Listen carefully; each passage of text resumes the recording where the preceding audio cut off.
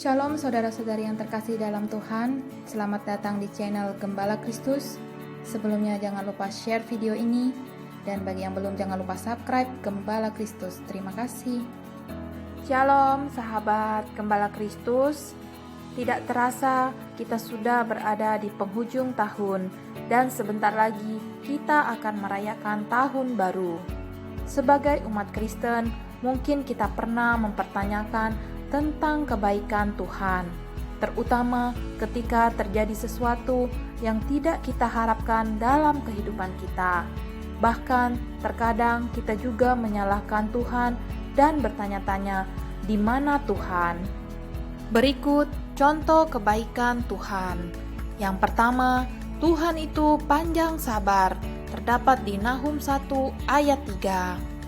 Tuhan itu panjang sabar dan besar kuasa, tetapi Ia tidak sekali-kali membebaskan dari hukuman orang yang bersalah. Ia berjalan dalam puting beliung dan badai, dan awan adalah debu kakinya. Terkadang kita sebagai manusia dalam kehidupan sehari-hari sebenarnya melakukan begitu banyak hal yang salah di mata Tuhan. Di dalam Nahum 1 ayat 3, firman Tuhan menjelaskan Tuhan itu panjang sabar. Tuhan selalu mengampuni kita dan terus-menerus memberikan kesempatan kepada kita untuk bertobat, agar kita menjadi lebih baik dari hari ke hari. Kedua, Tuhan itu besar kuasa, terdapat di Nahum 1 ayat 3. Tuhan mengatur segala alam semesta beserta isinya dengan baik. Kuasa Tuhan sangatlah dahsyat. Tuhan mampu melakukan di luar akal pikiran kita. Apa yang terlihat sulit bagi Tuhan tidak ada yang mustahil.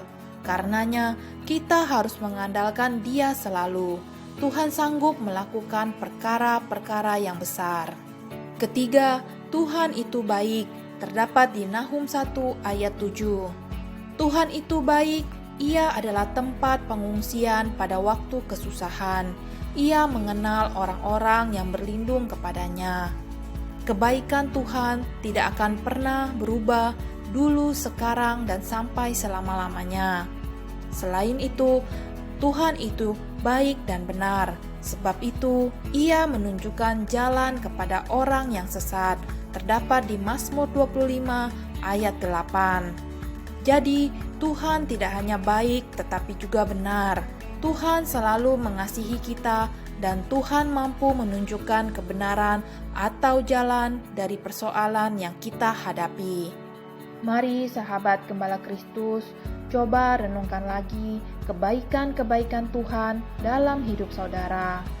Ketika kita memiliki hubungan dengan sesama manusia dan kita berkata dia baik, namun ketika kita kecewa terhadap orang tersebut, maka kita langsung berkata bahwa dia tidak baik. Kita mungkin tidak setuju dengan apa yang Tuhan lakukan dalam hidup kita. Ingat, Ia membuat segala sesuatu indah pada waktunya.